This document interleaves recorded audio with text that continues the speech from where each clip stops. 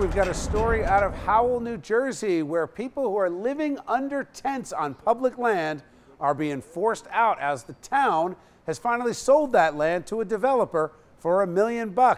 What are his legal recourses and why were they allowed to be there in the first place? Monica Guy has the full story. Monica, what do you got? Bill, this is Howell's tent city. It's where about a dozen people live and rely on each other to survive.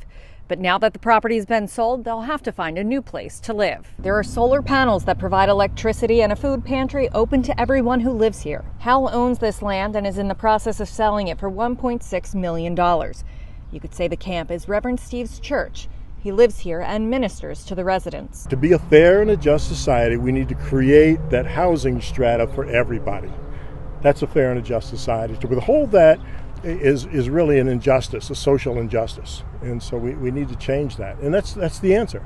Mary lives in the camp, and she said she thought she found that answer. I began to feel a sense of stability here, you know, and of course now all that's been uprooted again, and I'm feeling that unsuredness. In those situations, a group called steps in to give people stability. Sometimes there's other issues that are going on, and that's when you have to call in the wraparound service people to come in to identify those issues. And in that way, they get better taken care of if you do it right. Steps is in the process of reaching out to the mayor's office, and the township has to give final approval before the sale can go through. And that's expected to happen in the next few weeks. And once everything is finalized, residents will have a few months to find places to go.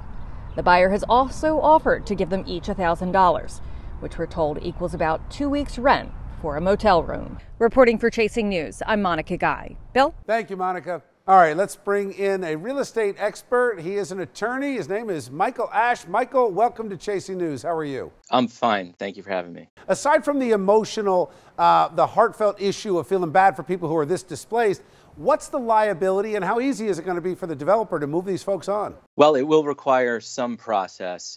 However, the consideration is going to be what rights do these occupiers have to be on the real estate?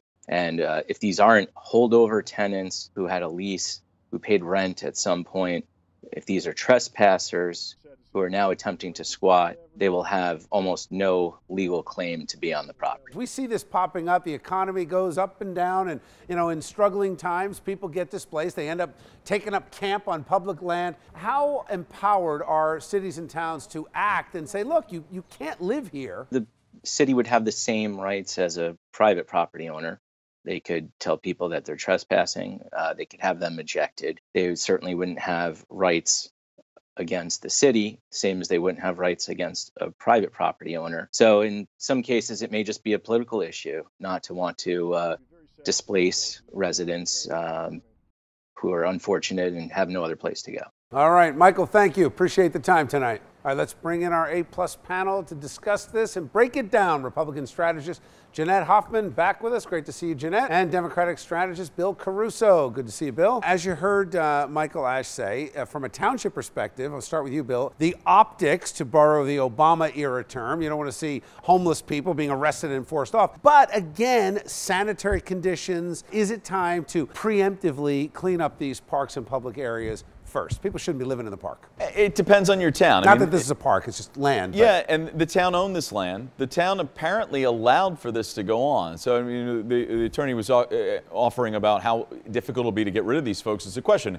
The town apparently permitted this to happen there. These weren't just tents. They were little homes. They were structures. They looked like little sheds.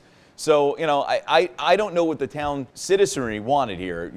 One area might be, hey, let's let them live. Other people may be, get these people out of our town. So you don't know. I mean, it's a very difficult position for the township. I think they've been pretty compassionate so far. They said maybe if somebody comes in with private money and buys the land, then we can discuss it, we can consider that. But the township officials have to do what's best for their township as a whole.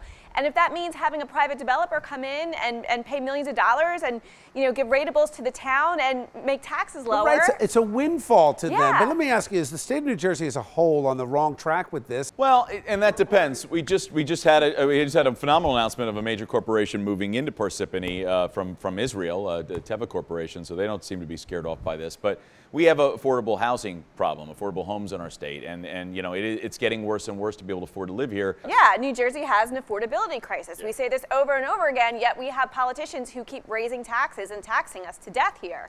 So I think we really need to look at the cause of the problem. All right, thanks, guys. Got to leave it there.